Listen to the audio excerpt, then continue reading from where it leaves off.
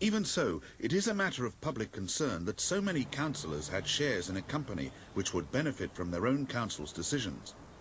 Yet when the Shire Oak deal was exposed in 1986, the leaders of what was by then a Labour-controlled council did nothing to investigate their Tory forerunners.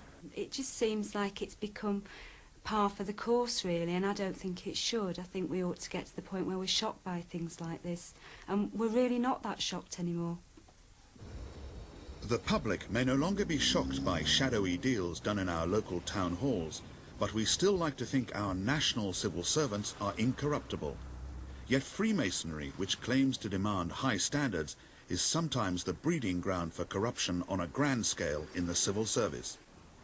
The Property Services Agency has an annual budget of £1 billion and employs 26,000 civil servants. It manages and maintains more than 8,000 public buildings, including the Tower of London and Hampton Court Palace. Recently, corrupt deals involving the PSA were hatched and executed under the cover of the Queenswood Lodge, which now meets here at London's Freemasons' Hall. By the early 1980s, it was a honeypot for building contractors and corrupt civil servants. A key figure in the scandal was a contractor called Terry King.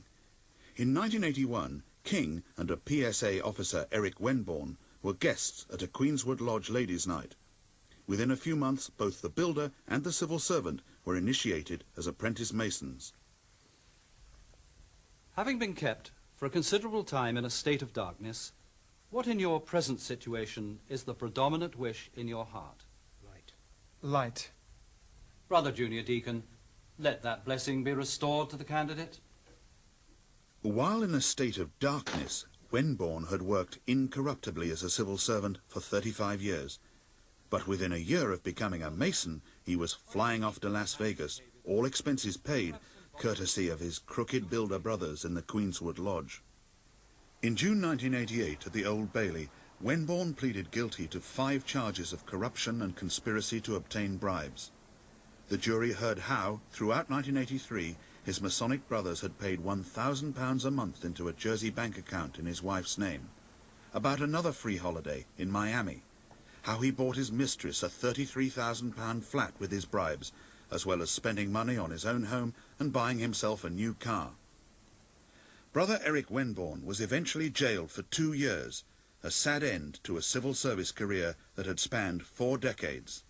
What inquiries have been made by Grand Lodge following the recent court revelations of the involvement of a Masonic lodge in a network of bribery and corruption in the Property Services Agency?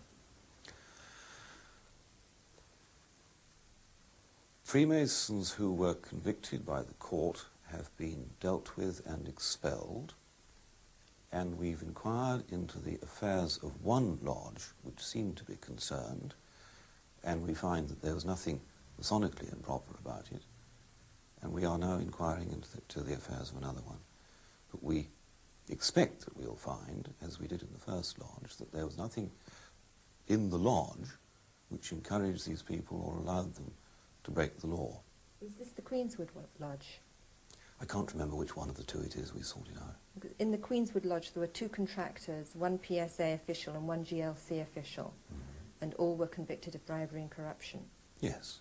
That doesn't mean to say that the lodge caused them or allowed them or helped them to be conspirators.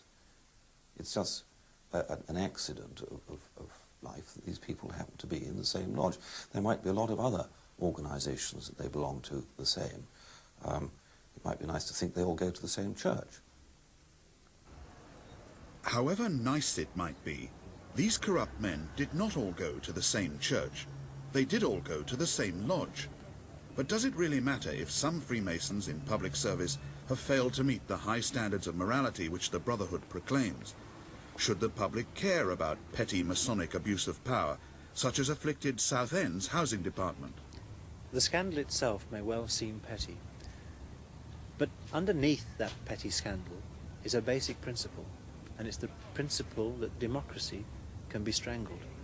And if it can be happening here in petty Southend, as we say, then what could be happening in other corridors of power on a more senior level? What happens in Southend could well be happening in Parliament. We need more open government to get at the truth.